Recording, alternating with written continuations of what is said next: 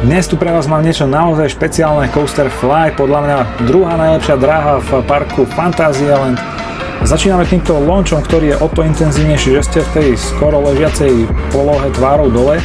Nedlho po štarte nasleduje prvá inverzia a tesný prelet ponad túto skvelú tematickú štvrť, ponad stanicu a zase strmhlav nadol, neuveriteľne tesné prejazdy a to, jak sa tento coaster neustále krúti na malom priestore, je naozaj fascinujúce.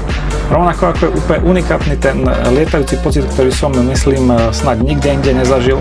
Fúk ho tam prelet cez horúcu paru, tentokrát ideme po podstanicu, otočka a zase tesne popri zemi, kde následne zamierime do tunela, v ktorom je druhý launch.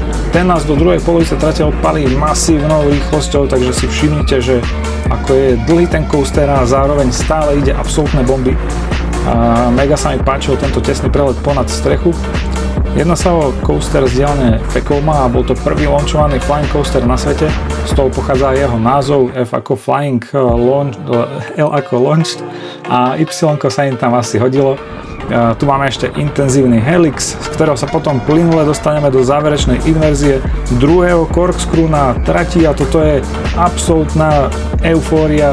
Kamaráti, toto je absolútna paráda. Keď by ste mali cestovať do Nemecka len kvôli tomuto coasteru, tak si myslím, že sa to oplatí a je to absolútne unikátny zážitok. Toto bolo číslo 2 vo Fantasylande. Ak si zvedavý na najlepší coaster v tomto parku, daj follow.